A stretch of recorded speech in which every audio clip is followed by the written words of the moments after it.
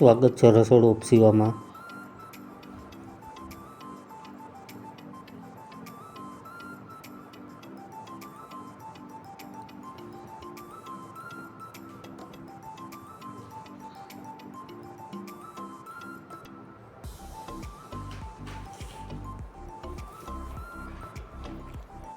એક વાટકો અડદની દાળ, એક વાટકો મગની દાળ। હવે તેને 2-3 પાણીથી સરખી રીતે ધોઈ લેવાની છે।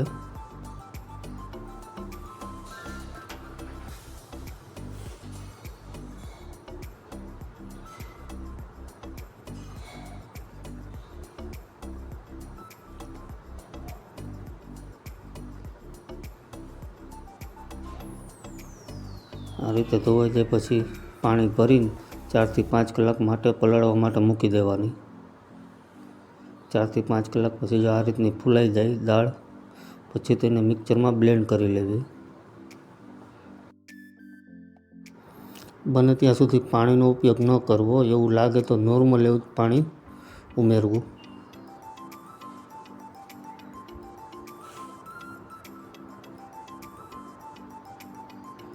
પછી એને અલગથી એક બાઉલમાં કાઢી લેવાની।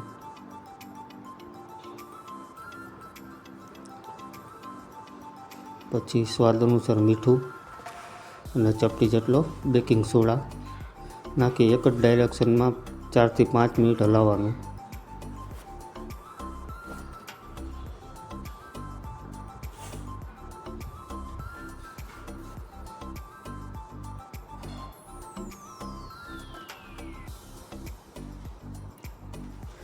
પછી એક કઢાઈ લઈ તેમાં 2 લીટર જેટલું પાણી ગરમ કરવા મૂકી દેવું। અડધી ચમચી હિંગ નાખી દેવી। પાણી ઉકળી જાય ત્યાં સુધી ગરમ કરી લેવું।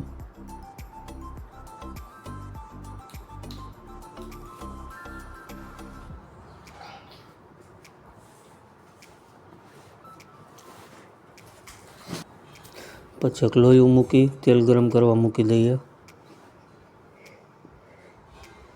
હવે 1 કિલો દહીં છે, તેમાં 300 ગ્રામ મિક્સરમાં ખાંડ દળી લીધી છે, તેનો પાવડર છે, તે દહીંમાં એડ કરી અને થોડુંક મીઠું નાખી પછી બરાબર મિક્સ કરી નાખવું।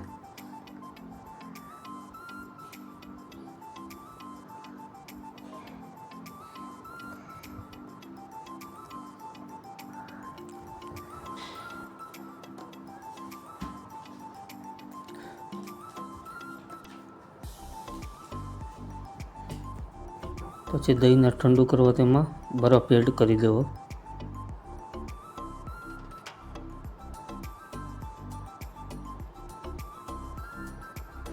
પાણી ગરમ થઈ ગયું છે।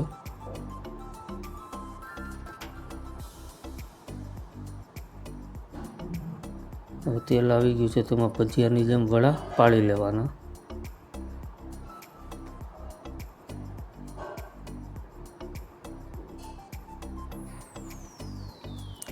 ગેસને એકદમ મીડિયમ રાખી ગોલ્ડન બ્રાઉન જ્યાં સુધી વડા ન થાય ત્યાં સુધી રાખવા।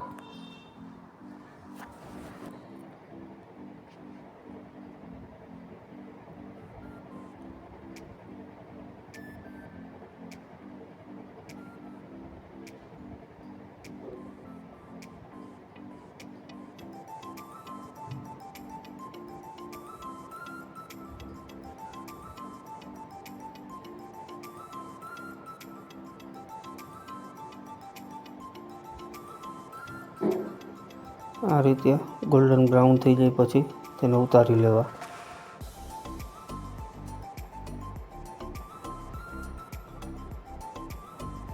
પછી જે ગરમ પાણી કરેલું હતું તેમાં વડાને બધાને એડ કરીને 10 મિનિટ માટે પલાળવા દેવા।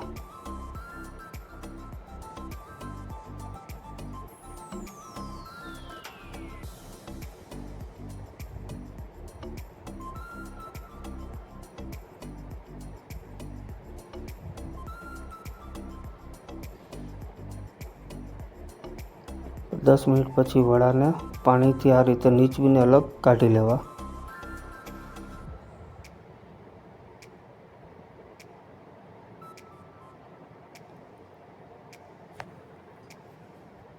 પછી વડા મૂકી ઉપર જે આપણે ખાંડ નાખેલું દહીં હતું તે એડ કરવાનું.